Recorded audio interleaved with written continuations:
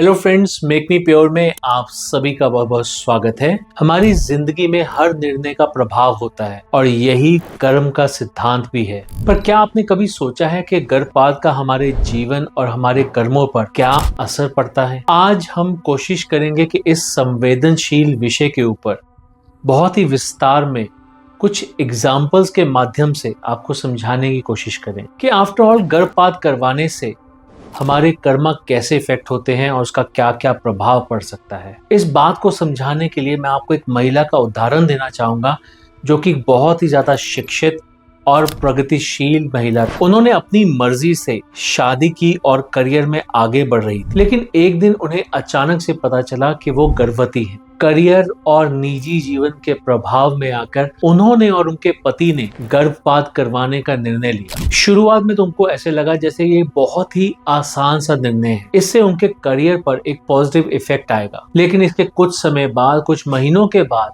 उस महिला के ऊपर बहुत ही ज्यादा अजीब से प्रभाव आने लगे। वो रातों को सो नहीं पाती थी। उन्हें रात को बार बार छोटे से बच्चे के रोने की आवाजें सुनाई देती थी। धीरे धीरे उनका मानसिक स्वास्थ्य बिगड़ने लगा।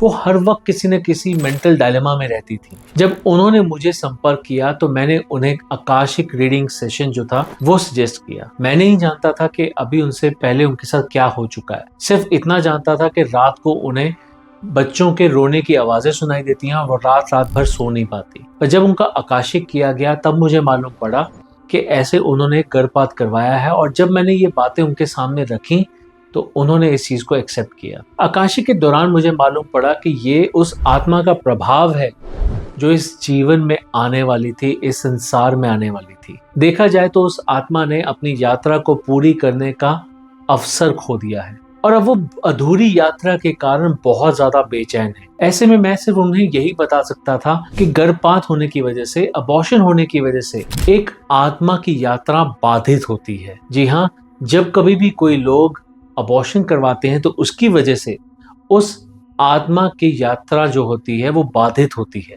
ये कर्म का नियम है कि हर आत्मा को अपने हिस्से की यात्रा करने का अधिकार है। देखिए, हिंदू धर्म के शास्त्रों के अनुसार भी गर्भपात को एक गंभीर कर्म माना गया है। गरुड़ पुराण के अनुसार गर्भपात करने वाला व्यक्ति और इसमें संयोग देने वाला लोग अगले जीवन में गंभीर कष्टों का सामना करते हैं। आत्मा जो गर्भ में आने वाली थी, अधूरी यात्रा के कारण पितृदोष या फिर कार्मिक दोष के रूप में प्रभाव डाल सकती है। ऐसा ही एक और केस मेरे ध्यान में आता है कि जब एक सज्जन मेरे पास आए और उन्होंने बताया कि उनके जीवन में संतान सुख नहीं है। जब मैंने उनकी कुंडली देखी तो मुझे मालूम पड़ा कि उनकी कुंडली में पितृदोष नजर आ रहा। वो जानना चाहते थे कि आफ्टर ऑल ये पितृदोष उनकी कुंडली में क्यों आया, क्योंकि उनकी फैमिली में और किसी को पितृदोष नहीं था। तो इसका मतलब ये था कि वो पितृदोष उनके खुद के कर्मों की वजह से आया था, फैमिली की वजह से नहीं आया। तो हमने जब उनका पास्ट लाइफ रिग्रेशन किया तो हमें मालूम पड़ा कि पास्ट लाइफ में उन्होंने गर्भपात करवाया था और उस गर्भपात के कारण ही इस जीवन में उन्हें पितृदोष लगा था, जिस कारण उन्हें संतान की प्राप्ति नहीं हो पा रही थी।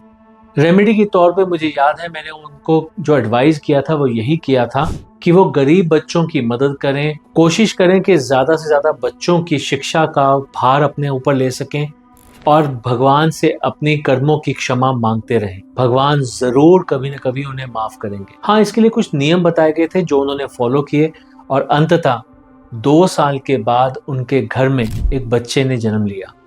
जी हाँ, उनके घर में बच्चे ने जन्म लिया और कहीं ना कहीं उन्हें उस श्राप से मुक्ति भी मिली। तो अगर आप भी ऐसे किसी इंसान को जानते हैं जो कि बच्चे की लालसा रखते हैं, बच्चे को प्राप्त करना चाहते हैं, पर उनकी कुंडली में अगर पितृदोष है, तो वो अपना पास्ट लाइफ रिग्रेशन करवा के ये जान सकते हैं ये किस वजह से है और उसके बिहाफ पे उन्हें क्या करना चाहिए। इसके आगे मैं ये भी कहना चाहूंगा कि गर्भपात केवल धार्मिक या फिर आध्यात्मिक दृष्टिकोण से नहीं बल्कि मानसिक और सामाजिक स्तर पर भी गहरा प्रभाव डालता है। मानसिक प्रभाव किस तरह के?